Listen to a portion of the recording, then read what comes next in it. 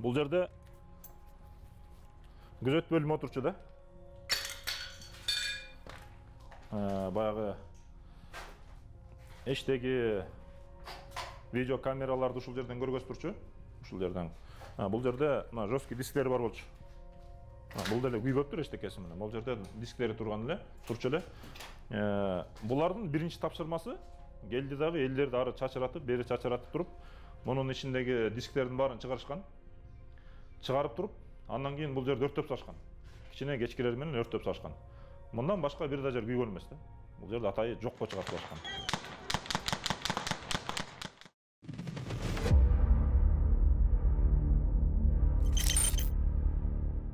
Бул жер үйдүн тегерегиндеги айланага көзөмөлдөп туручу эле видео камераларды колчу.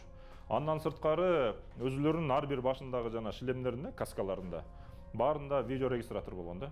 Алар альфа кызматкерлеринин. Алар кайсы операцияга барышпасын, ошол жерден алар включать эткенге обязан эле да. Алардын баарында видео регистраторлор болгон. Жанагы Алмазбек Атамбаевдин врачын сабап атышпайбы? Ошол регистрация, ошол башындагы эле регистрация кылган каскадан алынган флешка деп ойлойм да.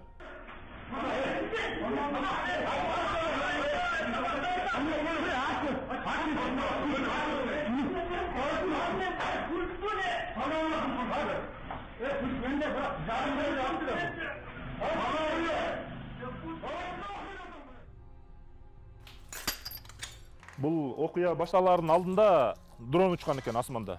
Дрон менен. Алар дагы бүт элдин, бая кызматкерлердин бардыгынын кыймыл аракеттеринин баарын үстүнөн асмандан контролдоп турушкан да булар. Ал дрондогу дагы запись жок. Эчтекеси жок.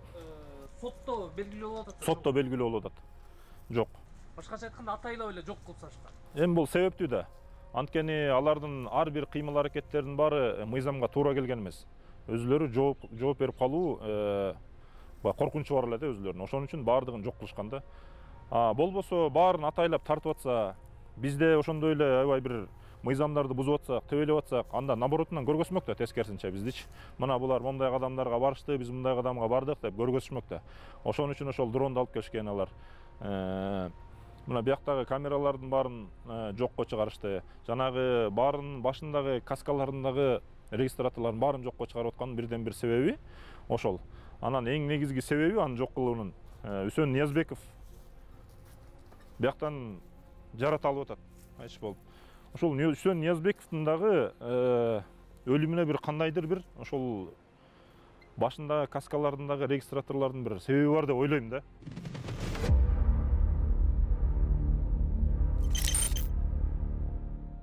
Сот иштерибиз бүтө элек. Азыр ошо сот менен элекпиз. Бул сот иштеринин дагы аягы көрүнбөйт азыр. Себеп дегенде ушул сот иштерине баягы башкы каармандары, сот иштин башкы каармандары баягы Кашкар Жунушалиев, Опунбаевдар азыр Кыргызстанда жок да. Андан сырткары бир тараптуу каралган бул материалдардын баары, тергөө иштеринин баардыгы. Дагы бир канча көп себептери бар мунун. Бул аягы көрүнбөйт да бүт азыр.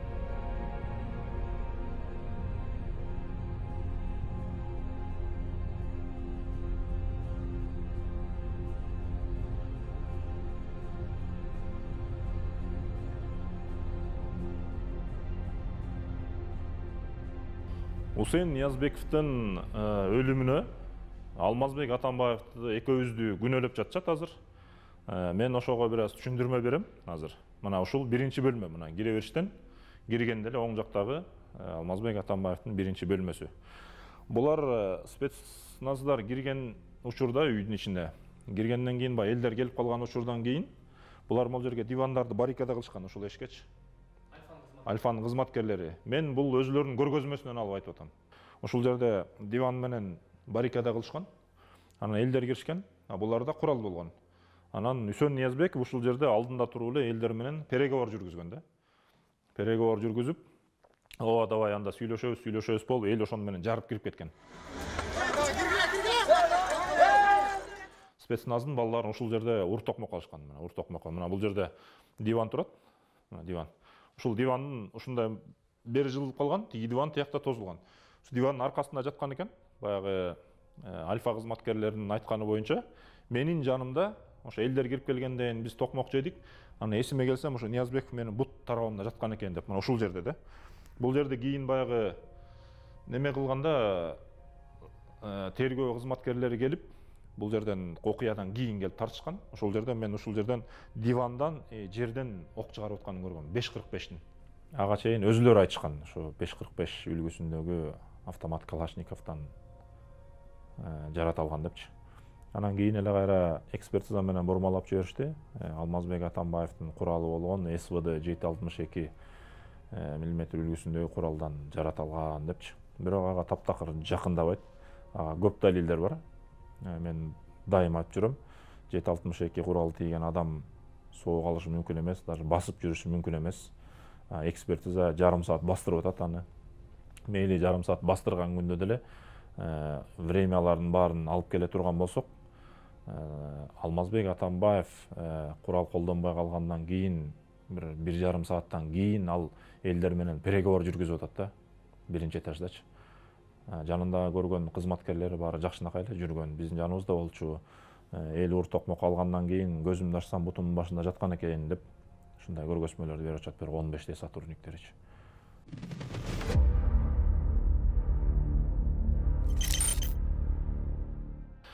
Мына бул жер экинчи этаж менен үчүнчү этажга чыга бериш пролет лестничный. Мына ушул жерде жанагы айтып аткан бункер деп аткан темир решетка турган. Темир решетка турган. Ушул жерден ачканга аракет кылып ачкан булар. Элдер дубалдан аттап киргенден кийин эле бардыгы түшүп кетишкен. Бул жерде эч ким болгон эмес. Ошондон кийин арадан бир 1 саат, 2 саатка чукул убакыт өткөндөн кийин анан алар элдер менен кагылышып атат ылдый жактачы. Андан кийин 2,5 сааттан кийин Ниязбек өлүп атат да. Мына бул жерден өтүшкөн жок алар. Алмазбек Атамбаев мына ушул жерде болгон. Ушул жерде мына бул чыгыш тарапты карап турган да. Чыгыш тарапты карап турган. Мунун Алмазбек Атамбаевдин куралы дагы чыгыш тарапты карап турган. Үсөн Ниязбеков биринчи этажда батыш тарапта болуп атат. Биринчи этаждын батыш тарабында болуп атат. Анан ушул жерден кантип ок барып, анан биринчи этажга тийип калат.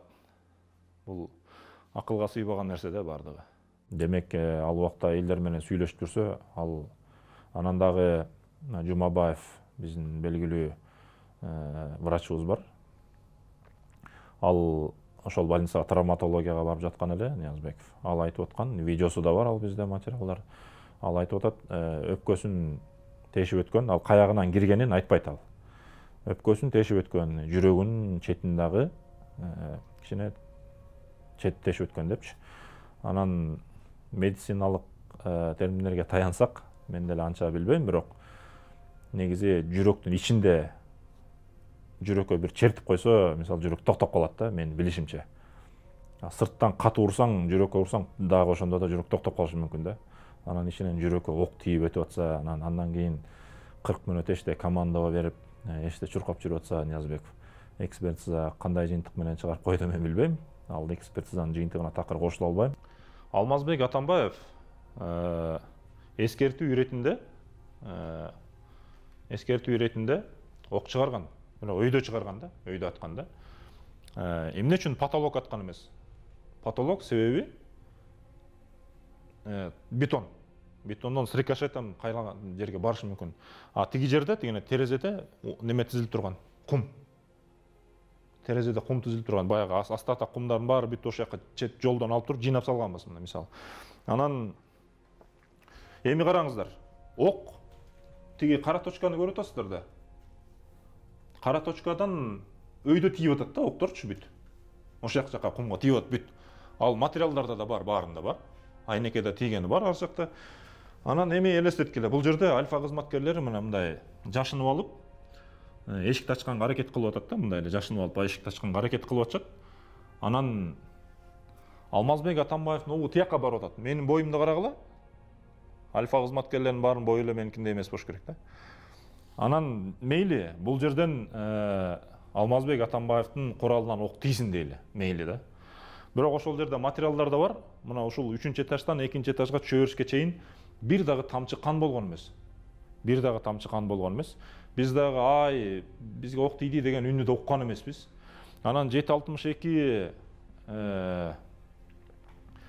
миллиметр 7,62 миллиметр СВД куралынан ок тийсе адамга, мен дагы бир жолу айтып кетем, 100-150 грамм этин кошо жулуп чыгат ал.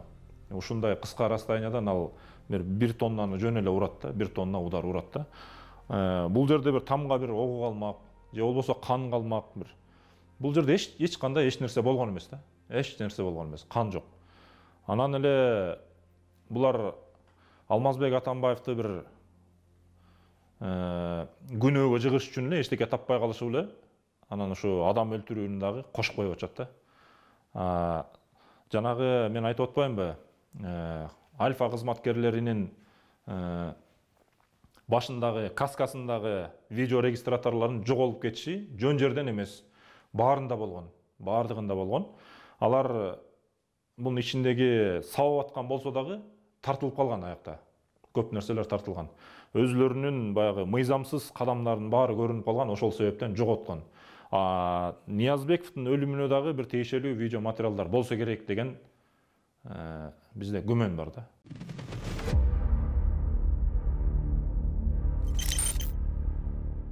Тергөөгө берген альфа кызматкерлеринин көргөзмөлөрүндө баардыгында альфа кызматынын командири каякта болгон деген суроого альфа кызматынын командири келген бул жака, бирок тоодо болгон деп айтышты да.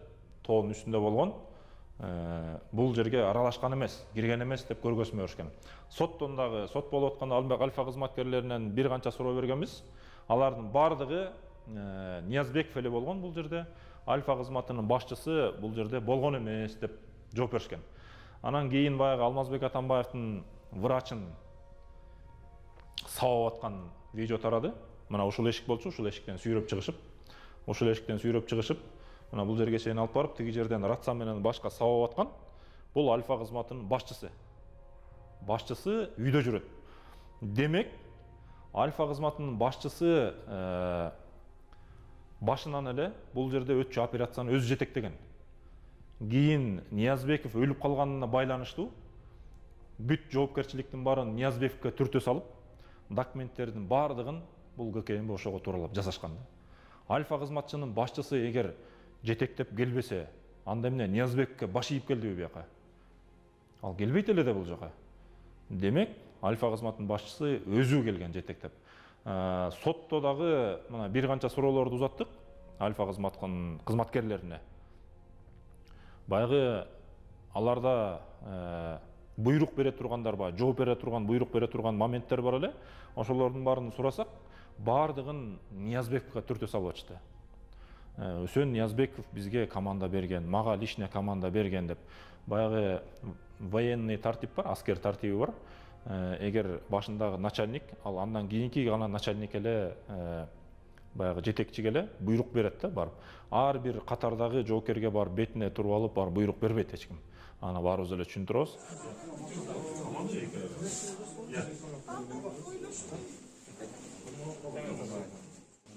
Мени окуяны өкүндүргөнү менин мыйзамдар менен корголгон укугум. Мыйзам менен корголгон укугум бир кишинин кызыкчылыгы үчүн тебеленип, тепселип, жана мени коргой турган УКМК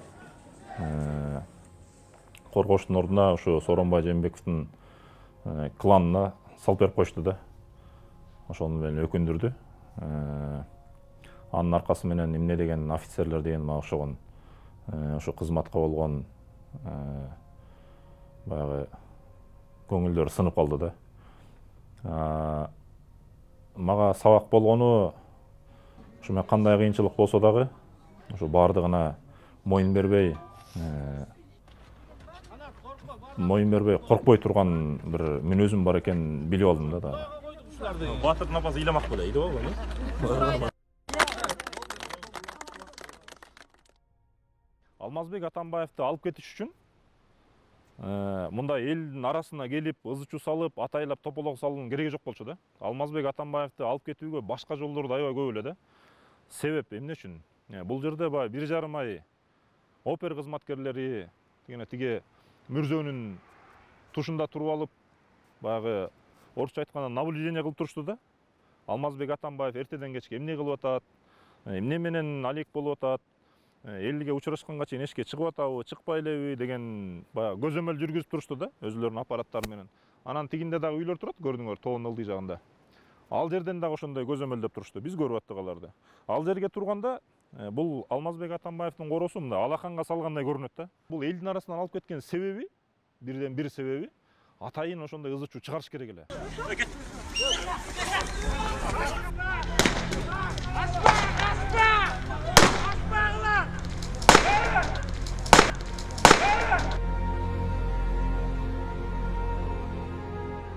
Алмазбек Атамбаев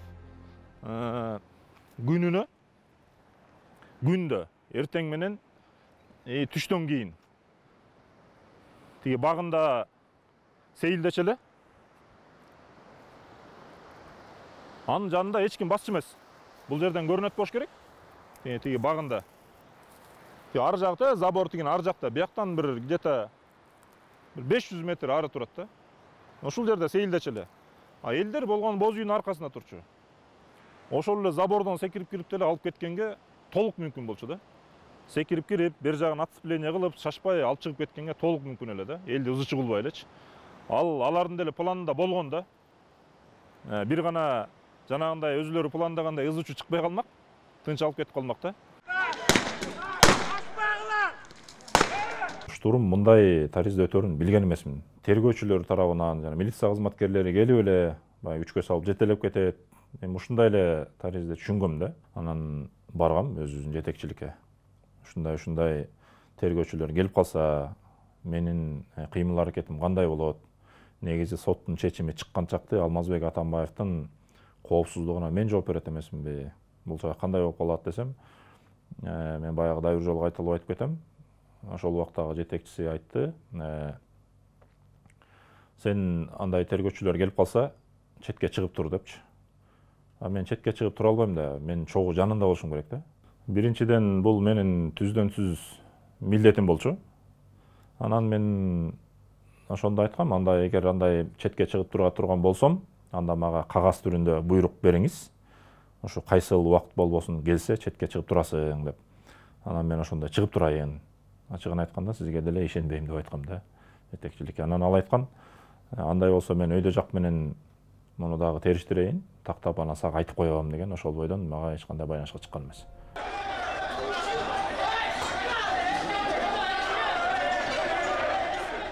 Мен 3-кабаттан түшкөндөн баштап Альфа кызматкерлери элди тынчтандырдык. Биринчи элди тынчтандыргандан кийин Альфа кызматкерлерине биринчи медициналык жардам көргөзгөнгө аракет кылдык.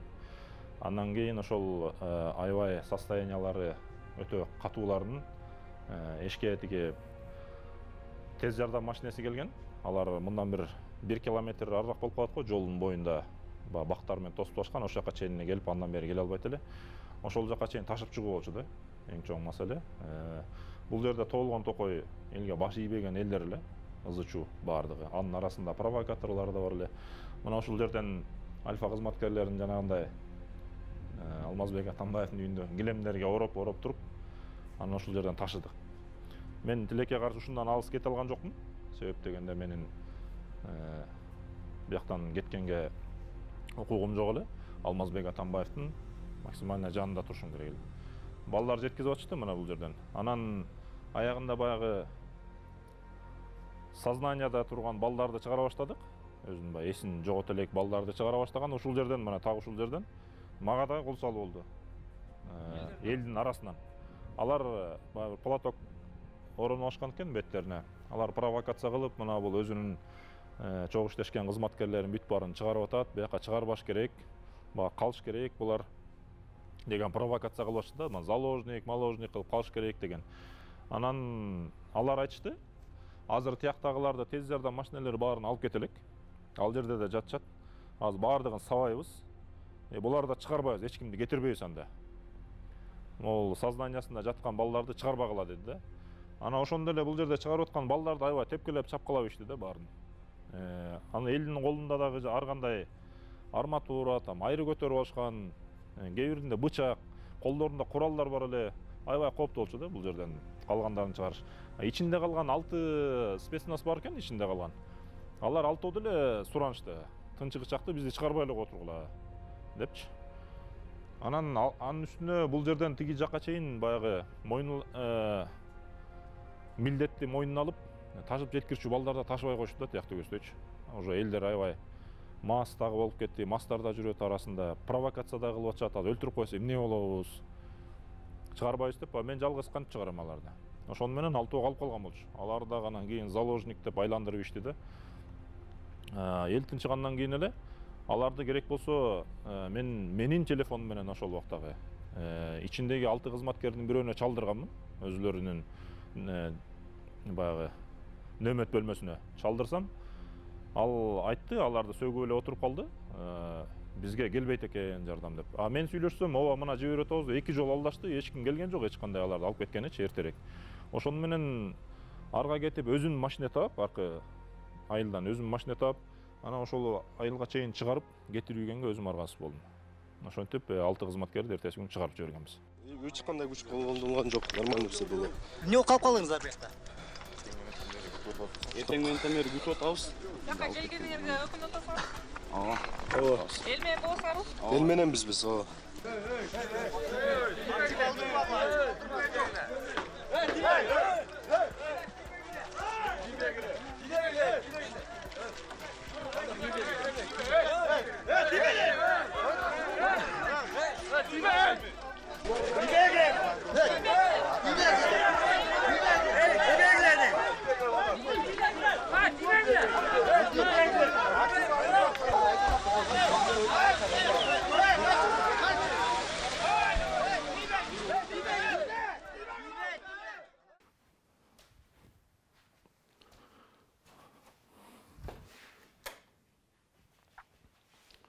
Жанагы биякта тизилген кумдар, решетка эшиктеринин жасалыштары, бул баррикада атайы ушул спецназдын келишине даярдалган деген сөздөр болуп кетти да. Ошону менен да айыптап жатышат да, атайы даярдалышкан депчи. Бул ага таптакыр жакындабайт. Себебин азыр түшүндүрүп берем. Алмазбек Атамбаев досу менен келишпестиги башталгандан баштап, бир аз убакыттан кийин эле Алмазбек Атамбаевдин коопсуздугуна 3 жолу коркунуч болгон. 3 жолу. Ал коркунучтарды мындай этибарга алып маани бербей коюу мүмкүн эмес эле да. Чет мамлекеттерге чыкканда дагы мен ага чейин чыгып жүрдүм эле, мени уже чыгарбай калышкан. Чет мамлекеттерге чыгып калганда Алмазбек Атамбаев мен чогуу чыкпай калгам. Ошол чет мамлекеттерден бир угроза болуп атат, бул жерден 2 жолу угроза болуп атат. Анын баары баягы көз жумуп эле эчтеке эмес деп өткөзүп ийчүү маселе эмес болчу да баягы. Алга аябай дыкат көңүл бура турган мындай маселелер болчу да. Анан мен ошо Алмазбек Атамбаевдин коопсуздугун камсыз кылчу бөлүмдүн башчысы катары кат түрүндө биздин жетекчиликтерге кайрылгам. 2-3 жолу ошо каттын түрүндө. Бирок алардан баягы бир жүрөк жылтарлык бир жооп болгон жок да. Ошондо мен баарын Алмазбек Атамбаевга ал баарын баягы сурап турчу менден. Ушундай сура, мен мындай болоттур депчи. Мен аларга айтчумун, ушундай деди, тияктан ушундай жооп болду деп Алмазбек Атамбаевга айтчумун. Алмазбек Атамбаев анан өзүнүн коопсуздугун өзү ойлоно баштады. Анан жанагы үйдөгү решеткалардын баарын ошондон улам койгонбуз.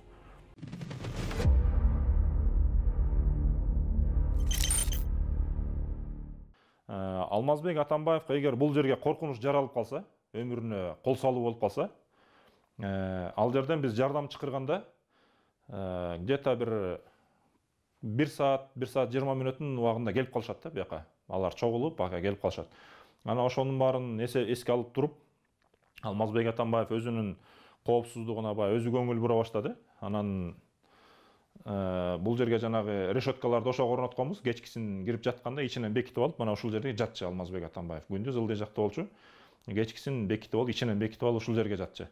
Баягы нападениянын ар кандай түрү бар да, кол салуунучу. Мисалы, граната, башка бир курал жарактар азыр баарында эле бар да. Бүт жерден тапса болот.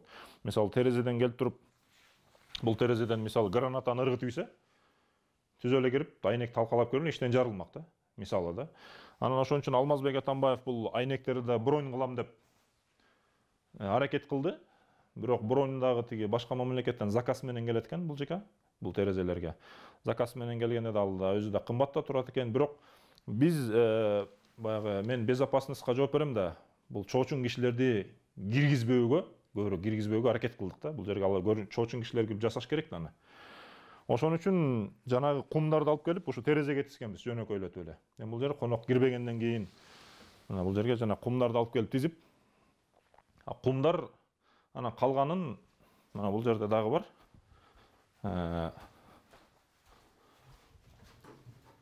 Жуунучу бөлмө. Ушул эки терезеге тизгенбиз кумдарды алып келип. Анан бул кумдар ашып калгандары, кумдарды лифт менен ташып чыкканда эле ушул жерге тизе баштаганбыз да өзүбүзчү. Ушул жерден алып ана терезеге тизгенбиз. Калгандары ашып калган, ушул жерде турган. Силер атайы мындай дозот жасап алгансыңар деп анан бизге айып тагып атат кийин. Бирок негизи андай эмес.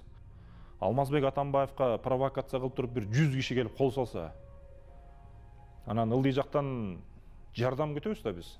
Сөзсүз. Ошо жардам келгече өзүнүн коопсуздугун карап туруу максатында мына ушул решеткалар, мына ошол кумдар ошого жасалган да. Мени керек болса атып салганмы, балдарга тиесиңер болду. Эч ким атпайт. Экинчи күнү 8 күнү кароодо элдер көп эле. Алмазбек Атамбаев ошол учурда Фарид Ниязов менен Кундуз Жолдубаева менен баа сүйлөшүп отурду эле. Анан ошол убакта келип калды штурм милиция кызматкерлери апарып. Анан Кундуз Жолдубаева менен Фарид Ниязов чыга албай калды да. Ал эшикти илип алып отурчу эле да жанагы ичинен. Биз илип койчук для безопасности Атамбаев ичинен жанагы 3-үчүнчү этажда. Ошону менен экөө калып калды. Анан милиция кызматкерлери келди, аябай көп келди. Ошол убакта Кашкар Жунушалиев өзү айткан, сиздин короңузга бир 3000дей кызматкер кирди депчи, машинеде келатканда. В общем, берки айылдар менен чогуу бир 7000дей кызматкер барды деп угуп атабыз да. Анан Кашкар Жунушалиев келди биринчи. Ал келип эле мындай аябай бир мындай эйфория менен келип мындай неме берди да, команда берди да. Алмазбек Атамбаевкачы 3 мүнөт убакыт берем, түшкүлө, анан болбосо штурм баштайбыз депчи. Анан ошенткенде эле Кундуз Жолдубаева бар эле жаныбызда, анан ал айтып калды, бул жерде аялдар да бар, кандай штурм жасайсыңар депчи. Анан ошону менен эле Кашкар Жунушалиев түш деди тигине. Анан түшпөйм дедик, биз түшпөйм деди ал. Анан ал айтып калды, кетип калды. Тып-тынч болуп туруп калды да, бир топко тып-тынч болуп турду, анан кетип калды. Анан ал кетип калганын биз кийин неме деп түшүндүк. Баягы мыйзам боюнча аялдар бар жерге, кичинекей балдар жерге штурм кыла албайт да эч ким. Ошону түшүнүп туруп, анан эмне кылаарын билбей, ал жерде связь да тартпай аткан. Сооронбай Жээнбековдон бир кеңешейин деп чыгып кеткен окшойт да ошол убакта. Анан биздин такталбаган маалыматтарга караганда эшикке чыгып, ушу азыр штурм болот деп команда берген имиш. Анан ал жердеги баары эле андай кадамга барбайт да. Штурм болгондо да баары мыйзамдуу болуш керек да. Ал жерден бирөө отказ берип, анан ошолор менен урушуп атканын көргөндөр бар да. Кызматкерлерин, алар аттарын айта албайт. Отказывается от комментариев. Анан ошол убакта анан Курсан Асанов келип, ал кеткенден кийин. Анан Алмазбек Атамбаев менен сүйлөшүүлөрдү жүргүзүп, анан Алмазбек Атамбаев чыгып берүүгө макул болгон да. Дагы көп кан төгүлүп кетпесин депчи. Ошентип анан келип бизди алып келип Алмазбек Атамбаевди УКМК камады. Кундуз Жолдубаева экөөбүздү 5-этажга МВДга алып келип, ал жерде таң атканчакты сурак алды дагы, анан чыгарып ийди. Ошону менен 1,5 айдын ичинде күнүнө тергөөгө барып аттым. Анан 1,5 айдан кийин мени кызматтан кетирип туруп, анан камап коюшту. 13, 2 пистолет, 13 автомат. Ошондогу куралдар мен жанагы ошол жердеги жүргөн адамдарга рахмат. Жана мен сурандым эле куралдар чогулталы деп. Анан баары элдердин колунан куралдар чогултканга аракет кылдык максимально. Элдердин колуна өтүп кеткен куралдарды чогулттук. Анан баягы коопсуз жер ошол 3-чү этаж эле, 3-чү этажга жыйнап бардыгын октору менен чогуу. Анан Курсан Асановго өткөзүп бергенмин аны. Мына деп бардыгын. Анын баарын кийин Алмазбек Атамбаевдин куралы болчу деп анан да чыгышты. Анан бир маанилүү нерсе, Кашкар Жунушалиев ошол күнү ушундай команда берген дейт. Атамбаев экөөбүздү на поражение депчи. Ушундай да жери бар да. Буга дагы айтчу кишилер бар да. На поражение депчи. Ал сөз ошо МВДнын зданиясында сүйлөшүлгөн экен. Жанагы биз кийин угуп жүрөбүз. Ошол түнү зданияда Салиев болгон. Алмамбет Салиев. Сооронбай Жээнбековдун баягы аппарат башчысынын жетекчиси. Орун басары. Ошол дагы түздөн түз ошол аркылуу түздөн түз баягы буйрук берип турганбы деп атабыз да биз.